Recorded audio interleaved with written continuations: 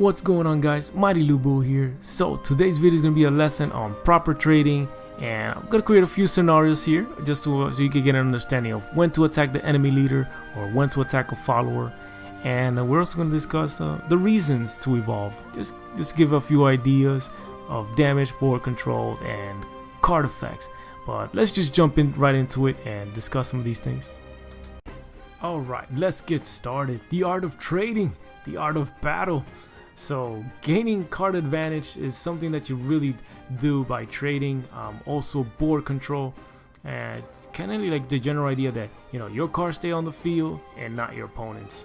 That's what you want to be keeping an eye on, because it doesn't really matter how good your deck is. Sometimes if you do bad trading, it can just hurt you so much that you can just fall behind. But let's get some demonstrations here. Let's say we're playing an aggro deck in this scenario. Let's talk about the good trades and the bad trades. So we're going first. We play the Goblin. Our opponent is passing turn 1. Our turn 2, we got some Oathless Knights. Your opponent just decides to play a Paradise Vanguard. This Goblin is never going to attack this. Never make this trade here. Always go face. The only scenario where you might want to trade here, let's say on your turn 3 you play your Happy Pig. It's really class specific. There's some classes who have access to certain cards that you might want to play around, and that will take experience, I guess. So I would say just practice and just figure out those scenarios. But let's say for against Dragon, I would just trade. That way I don't get punished by like Force of Dragon Newt, because it could be a disaster if he plays that and it takes out my Goblin. So it just depends against whom. But in this scenario, if you only have this, for example, you just go face, because even if your opponent takes out a Goblin, you can just take it out with an Oathless Knight on the following turn. And should he trade into your Happy Pig, you could just, it's okay. In both scenarios, you're still gonna end up having 3 damage on the field. You're gonna have your Happy Pig and a Knight, or should your opponent take out your Happy Pig, you're gonna have your Goblins and your Oathless Knights. So as you can see, you're gonna have 3 damage regardless. So always go facing a scenario like this. But we got more example. Let's have a more practical card here. We have Princess Juliet. She has Storm, so she can attack the turn till she is played. Do we want to waste the 2/2 into this 2/2? I don't think so. We're going face, baby. Face is the place. So again, it's class specific. There are certain cards that you might want to play around, because okay, your opponent might have this card, so let me make this trade because it's safe, and that you could do. So just be wary. Whenever you get more experience, you're gonna be knowing, oh, that class has this card. Okay, so now let me make this trade next time that happens.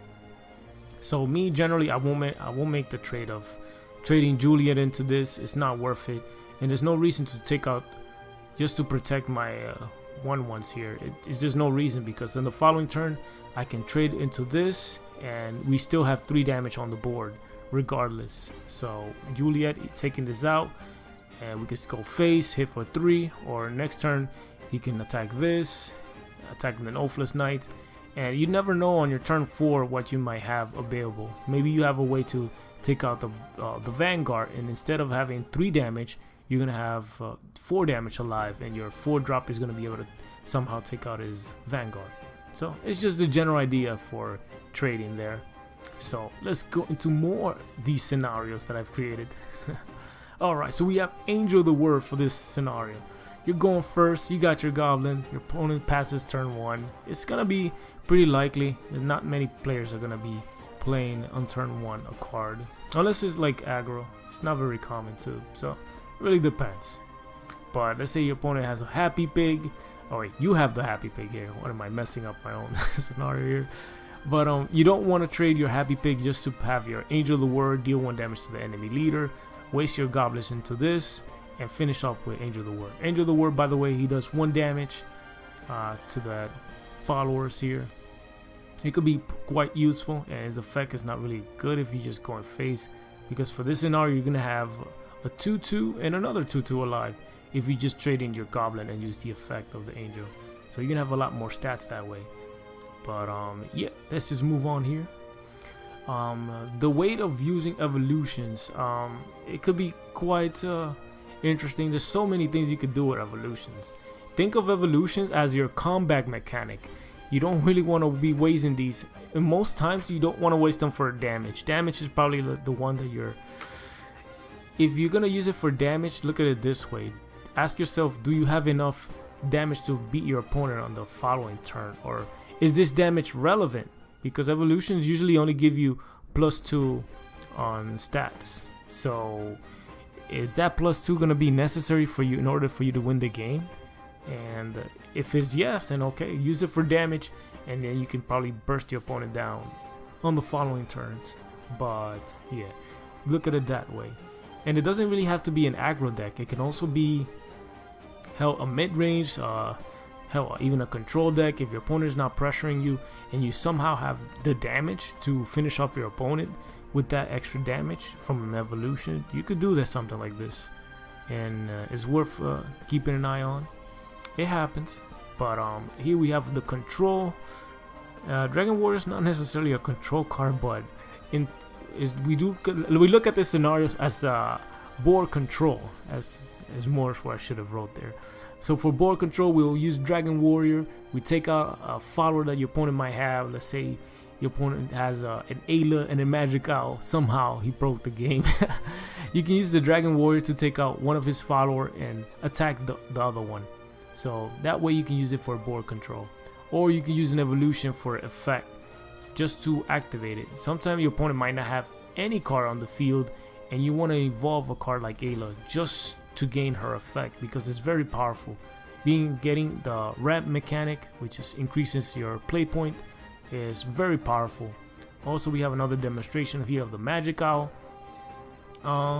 It gives you spell boost if you're playing Runecraft, and if you have a spell boost type of deck, you can make use of it. So keep an eye on things like this. Some of these effects are exclusive to some cards where they have really powerful effect that you want to use. But yeah, don't really use an evolution for no reason. Mainly damage. Damage is just, it can get pretty, it's very precise, and with more practice you should be able to tell when do you have enough damage to beat up your opponent. So keep in mind that board control is going to be your best way to use the evolutions, and also for effects. So these two main reasons are the ones that you're gonna be familiarized, and once you understand the potential of your deck, the maximum damage you can do, then you can possibly start going for damage in certain occasions. And here we have the Beauty and the Beast. There's some scenarios, I'm just gonna throw it in there just for I guess flavors, where your opponent, let's say on his turn 5, he played removal, he got rid of your board, you have nothing, he drew cards, and on your turn 6, you would evolve a card like Beauty and the Beast, even though it doesn't have an effect, and even though you're not really using it, the Beauty and the Beast, to control the board nor to do damage. You're just evolving it for its, just to increase its stats. Now, one reason you would do this is because the guy is a big body. With his effect and the evolution, he becomes a 9/10. That is huge. It's very difficult to get rid of something like this, and it's very specific to Beauty and the Beast, where you want to evolve a card who has a massive body. You technically would do it to any really big card. If your opponent's not really pressuring you, it's possible to do it, but if, I don't know, I wouldn't really do it too much on any card. For example, I would evolve an Ozzy Dahaka though, even if your opponent had nothing, but only because you're going to be doing damage, and yeah, it's really big. It's a really big follower. And also we do have another demonstration here of somebody who you would probably evolve that wouldn't consider for damage, or you wouldn't consider it for control or effect, just simply because the Strix here, should you have the neutral effect activated, he becomes a 7/7. And for your opponent to deal with that, it's going to be insane. It's very difficult to get rid of a card like this, unless your opponent has some type of heavy removal. But yeah, most case scenarios, if your opponent doesn't have a board, if you evolve a card like this, it should be fine, because on the following turn, your opponent is going to have to deal with a really big, nasty threat. But anyways, these are just the examples that I have. There's so many scenarios in this game where I don't know. There is no proper or correct play. There could be multiple good plays that you can possibly do. So, you know, just choose the best option. Think of keeping your cards alive. It's what you want to.